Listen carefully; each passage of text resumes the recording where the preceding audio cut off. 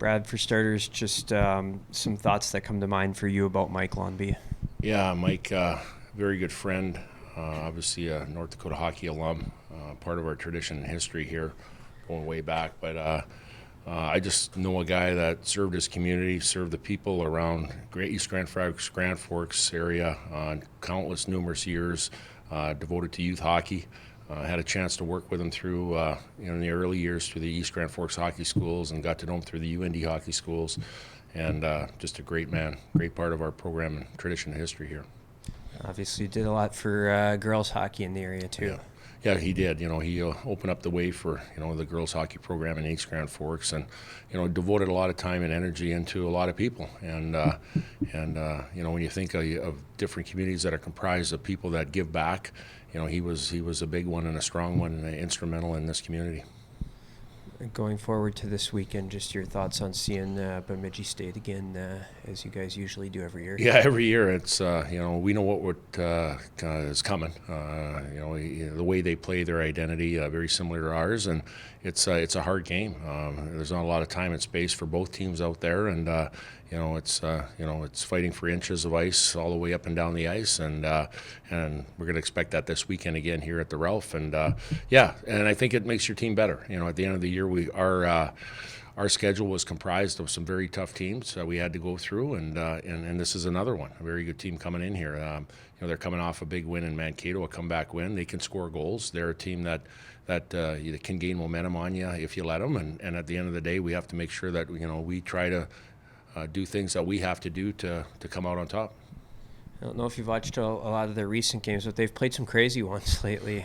Yeah, they've had leads. They've chased games. They had to come from way back to win games, and that tells you that that's a team that never gives up. That team that plays relentlessly every minute of the game. And again, it's a situation where in order to win a game, you have to play 60 minutes of hard hockey and play the right way as a team. And we've known that. And every year that we play them, it's the same thing, and it'll be no different this weekend.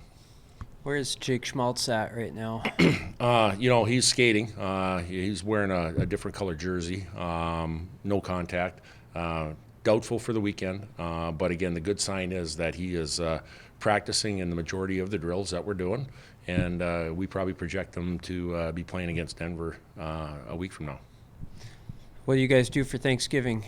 Anything for a team, or how do you guys handle that? Yeah, well, as coaches, we try to control as much as we can here, and obviously Thanksgiving is a great time of the year for family and friends, and we want to celebrate that. But at the end of the day, what we do is our chef and our people here at the Ralph, we have meals here, but this is tonight on Wednesday night is kind of our Thanksgiving night. We have turkey and stuffing and potatoes and kind of all the traditional Thanksgiving items that you have for the Thanksgiving Day meal. We'll have that tonight, and then we want to get into routine tomorrow night. The night before a game is Thursday night, and guys like to get into their routine. So we'll have a normal Thursday, but have our Thanksgiving here as a Ralph, as a team together, as a family here. Thoughts on how Bennett Mik played for you guys to start the season after taking a long time off? You know what? He's played well. I think any time that you have a new player coming into your group that's been at a former college program before, it's always usually a transition to get up to speed on how we do things. He's a very smart young man. He's about attention and details, and whether it's penalty kill, 5-on-5, different things. He's really, I guess, invested himself into having him a strong start. And, you talk about the shot blocks and the breakouts and different things. That doesn't come by accident. It comes by a guy that's invested every day on knowing what's going on and being sharp every day and what he has to do. And it's been a big part of our success. When you think of Bennett Pearson and, some of the offensive players we have, a guy on the back end like that can really stabilize things, calm things down, make things predictable for our team is a big, big deal. Looks like he's kind of able to throw the old school hip check like a Matt maybe used to, and some of those guys throwback style hits. Yeah, he does. I saw him closing in off the wall a few times, and putting his backside into a guy and different things like that. And that takes timing too, right? At the end of the day, and I know his dad played like that, and his brothers played like that. So I think that's a little bit in the family DNA. And again, we're fortunate and grateful to have that in our group. You mentioned his brothers. You're used to seeing one of them play in this series here. I'm sure you saw a lot of Will the last couple of years playing for Bemidji State. I know he played big minutes. Well, yeah, when you talk about that, Brad, he played 30 minutes a game. Him and Rosen, his D partner, I mean, they never came off the ice. And they've got D-men like Luft and some of those guys that have heavy minutes as well. But yeah, I think that says a lot. How coaches trust players like that and are a big part of their team's success, and we feel Bennett is a big part of that as well. Like, he's following in the footsteps of his brothers and his dad. Brad, we talk a lot about the portal guys on defense. Your freshmen have done. Has that been a surprise to you? You know what? I don't know if it would be a surprise. I think one of the things they played that extra year junior. Jake Livanovich and the guys that are playing the minutes right now, Jake Livanovich and Abram Weeb, they played that extra year junior. They were leaders on their team, and they experienced kind of the ice time and minutes in junior hockey that you need those touches to have success coming into college. And I really feel that extra year helped them.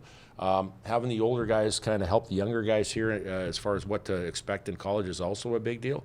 But pleasantly surprised, you could call it, but not shocked, because these guys are very good players and they play with confidence. And the other two guys we didn't mention either, Nate Benoit and Tanner Komzak, they had to come in when some of these older guys were out with injury, and I thought they played very well too. So at the end of the day, having guys that can come in and stabilize your D core is a big deal.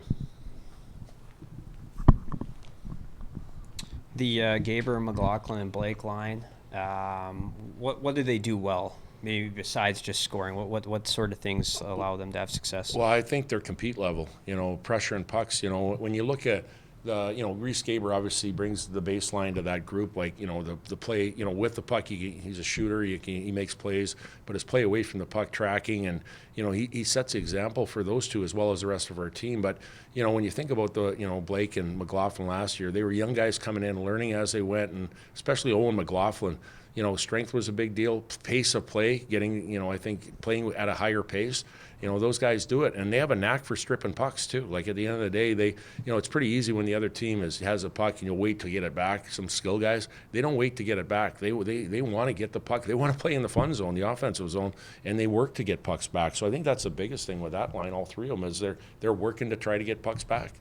Bemidji State's the one series you guys play every single year. Why is this a series you want to play every year? Well, I think respect for both programs. I think logistically 2 hours down the road it makes sense, but I think the biggest thing is respect for both programs. Both programs were in the old WCHA. They had some hard fat battles in the WCHA.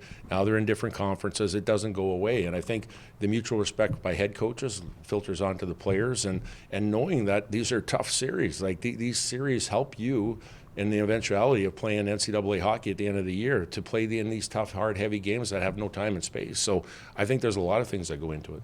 You guys lost some guys from last year's team, like Sendin, who were big in the faceoff circle. Did you know Cameron Berg was going to be a guy that could impact in that way? Yeah, well, playing against him, we know he, 5-on-5 power play penalty kill. He was a guy that was pretty dynamic playing for Omaha. But we noticed too that he could win draws. He has strong hands, he's strong body, strong hands, low center of gravity. That he does that. And in order to do that, you have to be good as a team. Win as a committee. I think Owen McLaughlin's done a really good job. Louis Jamernick, Ben Strenden, Griffin Ness. Some of the guys that haven't done a whole lot in years past have done a really good job of pulling the rope as far as winning draws.